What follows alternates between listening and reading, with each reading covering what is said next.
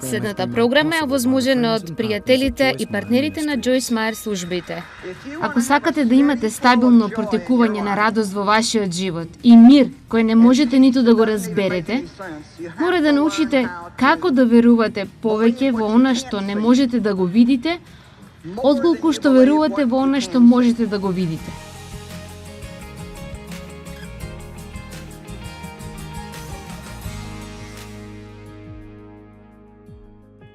Невидливото царство. Учејќи се да гледаме во невидливото.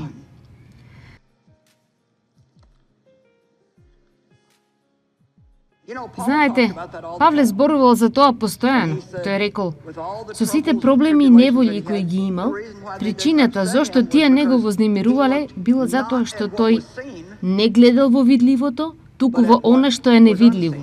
Гледате, секогаш кога имате проблем, наместо само да го гледате проблемот, можете да размислувате и да гледате со вашите духовни очи во она кој е Бог во процесот низ вашиот проблем.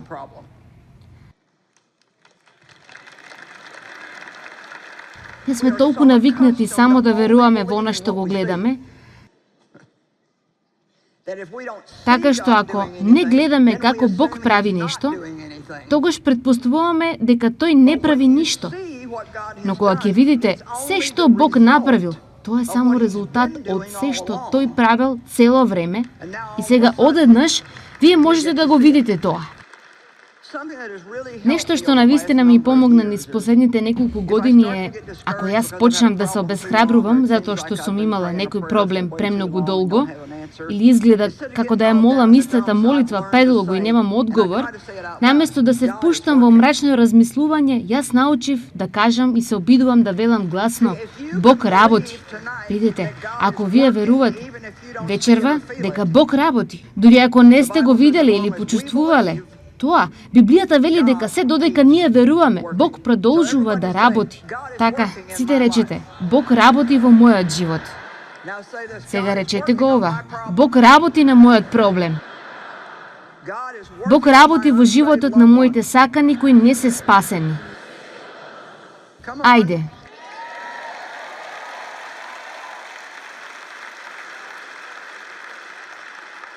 Ако сакате да имате стабилно протекување на радост во вашиот живот и мир кој не можете ниту да го разберете, мора да научите како да верувате повеќе во она што не можете да го видите, отколку што верувате во она што можете да го видите. Ние ја имаме таа привилегија. Втора царства, глава 6, стих 15 до 17. Кога изутрината прислужникот на Божиот човек стана и излезе, војската со коњи и коли го опколи градот. Прислужникот му рече: Ох, не, мој господаре, што ќе правиме? Тој одговори: Не плаши се, зашто оние што се со нас се повеќе од оние што се со нив. Елисеј се помоли и рече: Господи, отвори му ги очите за да може да види. И Господ му ги отвори очите на прислужникот и тој ја виде целата гора полна со коњи и огнени коли околу Елисеј.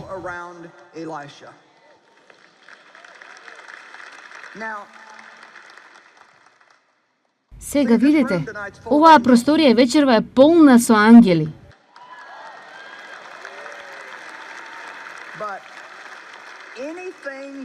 Но се што ние не го изнесеме во нашата свест, ние го пропуштаме. Аз сум среќна што Бог ми стави на срце да поучувам на оваа тема, затоа што ова навистина ми помогна на мене. Но само откако јас го проучував ова, затоа што јас одвојувам постојано време за да размислувам за она што се случува, кое што јас не можам да го видам.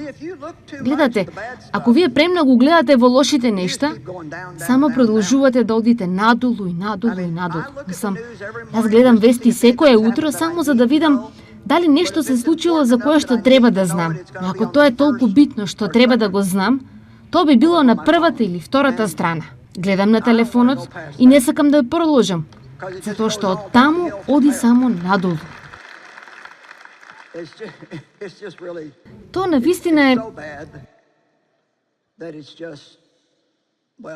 толку лошо, па нема да продолжам. Едноставно лошо е. Не го сметаат достојно за печатење ако не е нешто негативно. Но видите, ние можеме да гледаме над она што го гледаме и да сватиме. Луѓе, има и добри нешта кои се случуваат. За едно нешто Исус рече: јас одам пред вас за да го подготвам местото за вас таму каде што сум јас. Ќе бидете и вие исто така. Така? Додека ти се уште седиш овде, уживајќи вечерва, Исус го декорира твојот двор.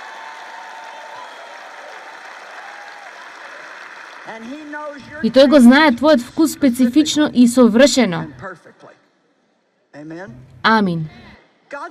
Бог прави толку многу нешта во животите на сите нас. Ако си верник, се молиш и зборуваш со Бог. Тој прави толку многу нешта во твојот живот. И само затоа што се уште не сте го виделе крајниот резултат, тоа не значи дека Бог не прави нешто.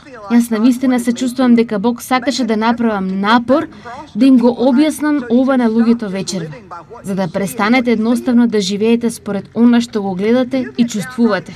Веднаш станува возбудливо кога сватите дека ангелите се со вас секаде каде што одите. И знаете што? Божите ангели не се мали бебиња, мали дебели бебенца со крилца на нивните грбчиња. Понекогаш е жално како луѓето во светот се обидуваат да ги ослабнат Божите нешта. Ние немаме мали дебелки бебенца, гелчиња со мали сладки крилца на нивните грбчиња кои се летаат наоколу. Мислам, овие Божји ангели можат веројатно да искараат од ум една нормална личност. Исус е овде вечерва.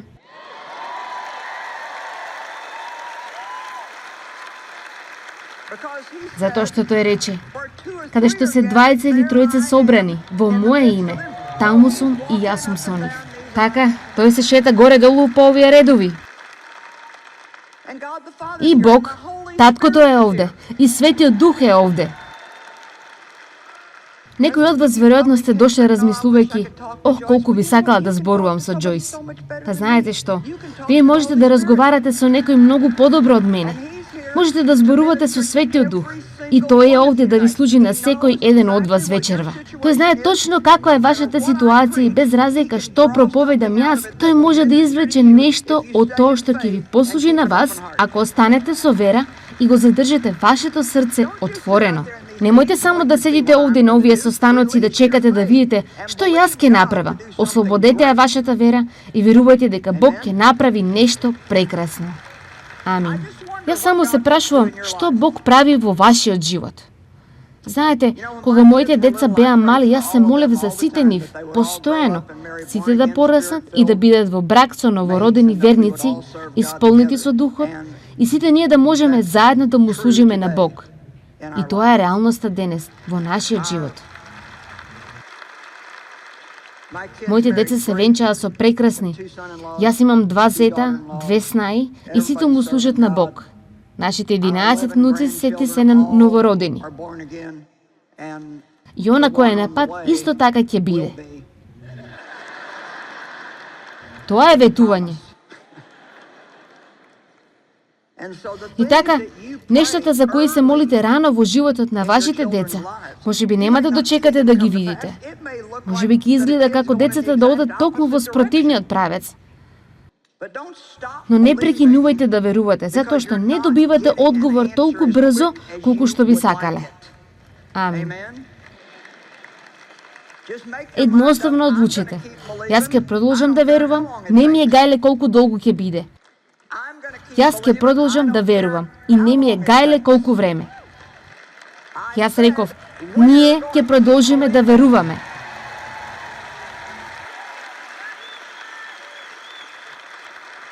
Да верувате не ве кошта ништо.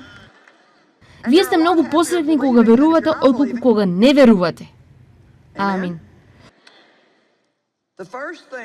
Првото нешто кое Исус го рече во неговата јавна служба беше: Покајте се, зашто Царството небесно се наближи.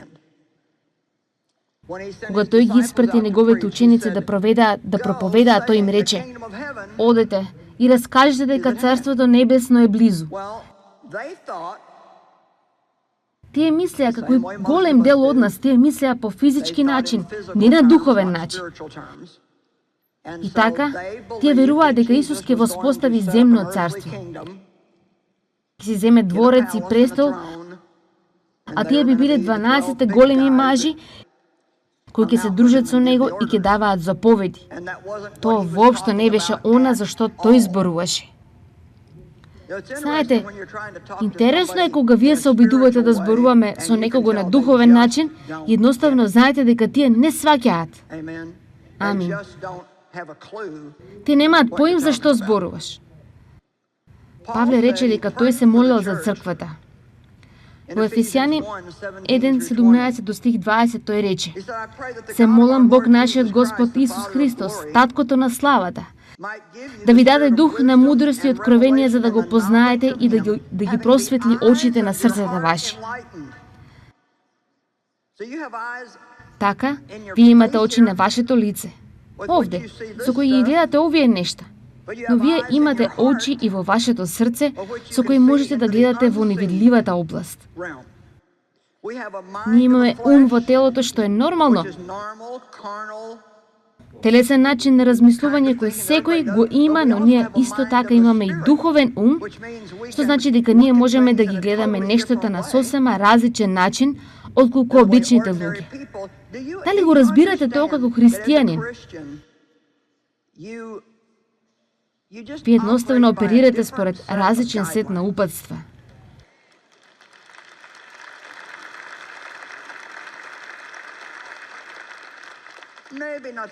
Може би не премногу, па затоа го правиме ова вечерва. Царството небесно е близу. Всушност постои вистинско царство кое живее помеѓу нас, но тоа е невидливо за нашите природни очи. Но тоа не е невидливо за нашите духовни очи. Гледате, јас знам, тоа е повеќе од вера. Јас знам дека Исус умре за мене. И јас знам дека тој воскресна од мртвите и дека тој сега седи на десната страна од Бог. Јас го знам тоа. Јас никогаш не сум го видела, но јас го давам целиот мој живот. Целиот мој живот е единствениот што го имам. Никогаш нема да ми се врати. И јас го давам целиот мој живот на таа вера за нешто што јас не можам да го видам со моите природни очи, но јас го гледам јасно во моето срце, затоа што јас знам што Бог има направено во мојот живот. Ајде.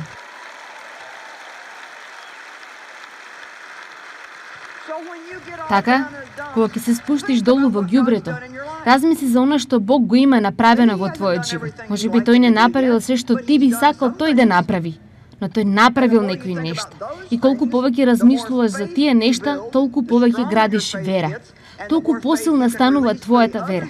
И толку повеќе вера ослободуваш кон другите нешта кои очекуваш Бог да ги стори.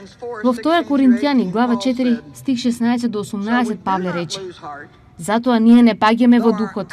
Иако нашиот надворешен човек тлее, нашиот внатрешен од ден на ден се обновува.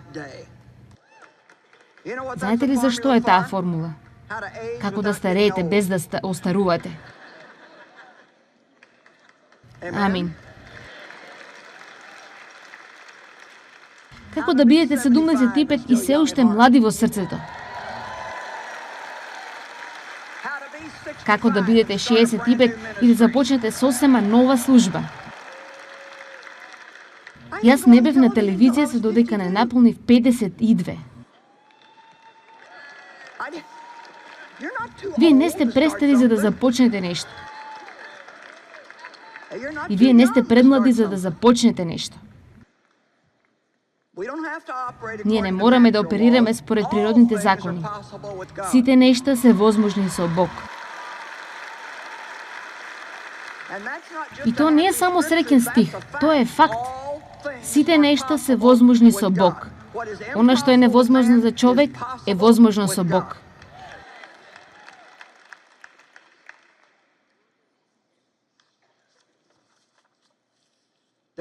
Потоа Павле продолжува. Овие лесни моментални страдања. Мислам, човекот бил претепан, во затвор, гладен и вели. Ох, овие лесни незначителни страдања. И знаете што? Еве уште нешто на вистина големо. Јас мислам, проблемот кој што ние го имаме. Ние не размислуваме доволно за вечноста и колку долго тоа ќе биде. И така, на вистина, што и да е проблемот кој го имаш сега е моментален во поредба со колку долго, мислам, колку долго е за секогаш. Јас не знам, но тоа звучи како многу долго време. Оние од вас кои сте новородени христијани, вие ќе живеете за секогаш на добро место. Сите ќе живееме за секогаш, но не сите ќе живееме на правото место. Нашите тела ќе се претворат во пепел и прав и повеќе нема да постојат, но има дел од нас кој ќе остане за секогаш, нашиот дух и нашата душа. И нам ни е потребно да го поминеме сегашното време подготвувајќи се за таму, затоа што ние ќе бидеме таму многу подолго отколку што ќе бидеме овде. Ме слушате ли? Затоа е битно да инвестираме во Царството Божјо, затоа што она што го инвестирате во Царството, без разлика дали е тоа време, пари, работа или што и да е, тоа секогаш ќе донесе голема добивка во вашиот живот. Овие лесни и моментални страдања ни подготвуваат вечна голема слава над секоја споредба, како што гледаме на невидливото, туку кон невидливото. Бидејќи видливото е времено. Сега запамтете го тој збор, но невидливото е вечно.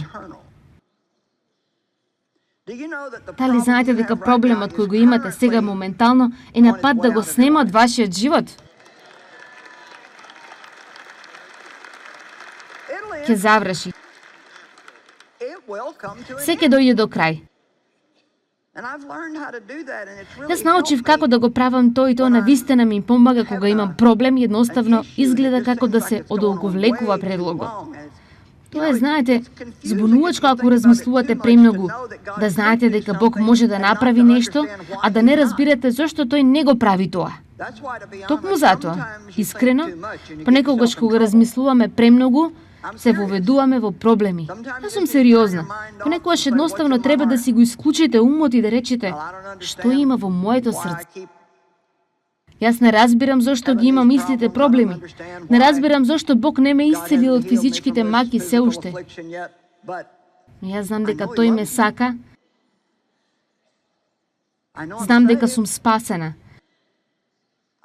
Знам дека ќе одам на небото. Гледате, хајде да размислуваме за она што го знаеме и да не бидеме збунети за она што не го знаеме. Ѓаволот сака да дојде до нас и да направи да размислуваме за нешта за кои колку повеќе размислуваме, толку повеќе не збунуваат. И ќе ви дадам пример. Јас ја читав Библијата пред некој ден и забележав, почнав нова Библија, па почнав во Битие 4. Забележав, Адам и Ева имаат две деца. Едниот по име Каин, другиот Авел. Каин го убил Авел и избегал во земја наречена Нод. Се оженил, па првата мисла која ќе ви дојде е: да, па откаде ја најшол таа жена? Сега ви велам, има свет полни со луѓе кои ќе отидат толку далеку и ќе го фрлат тоа во ѓубрето, затоа што тие не можат да го разберат тоа ментално, откаде дошла таа жена. Така јас истражував малку во некои објаснувања. Еден човек имаше добар одговор. Тој рече: никаде не пишува колку стари биле Каин и Авел, кога Каин го убил Авел. Адам живеел над 900 години. Мислам, може би тие биле по 700 години. И овој човек направил доволно пресметки да заклучи дека никаде не пишува колку деца имале Адам и Ева до тогаш. Само затоа што Бог не ги спомнал, тие имале. И таму пишува, може би имале околу 32.000 деца на земјата до тогаш. Затоа ние не мораме да велиме, јас не го разбирам тоа. Библијата вели само едно нешто на едно место, а друго нешто на друго место.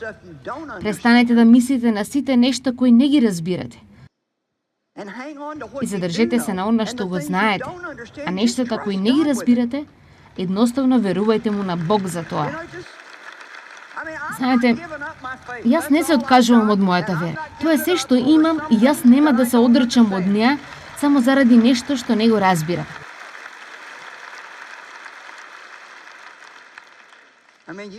Мислам, вие можете навистина да се збуните самите себе си дури со тоа што ќе гледате серијали за природата, ако не знаете кои сте. Едноставно јас вообичаено ќе речам, премногу е тешко, Господи, што тие не го гледаат она што јас го гледам. Затоа што јас знам дека јас не сум резултат од ембрион кој излегол од некаде и се развил за време на милиони години. Знаете, извинете, но мој роднина не е мајмун.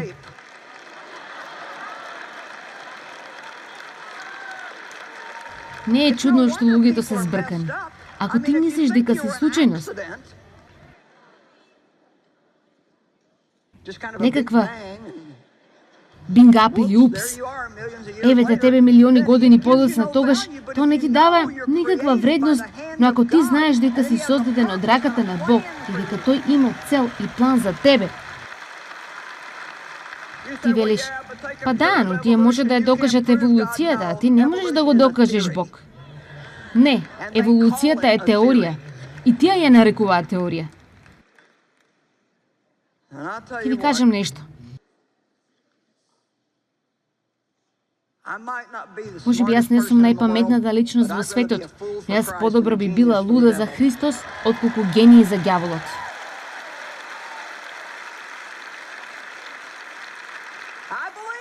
Јас верувам. И не ми е грижа дали тоа има некаква смисла или не. Јас верувам. Јас верувам, јас верувам. Ако Бог го рекол тоа, јас го верувам. Знаете, дури и мислите работат во таа духовна област. Нештата кои ги мислиш, не можеш да ги видиш, но тие влијаат на целиот твој живот. Зборовите се духовни и можеш да ги слушнеш, но не можеш да ги видиш. И зборовите кои ние ги зборуваме, многу влијаат на нашиот живот и на нашата иднина. Јас размислував за тоа пред некој ден. Тоа е нешто што се надевам никогаш нема да се изморам да спремам поучување од време на време. Тема силата на зборовите, затоа што без разлика колку пати да го слушнеме тоа, нашата уста е најверојатно се уште нашиот најголем проблем. Амин.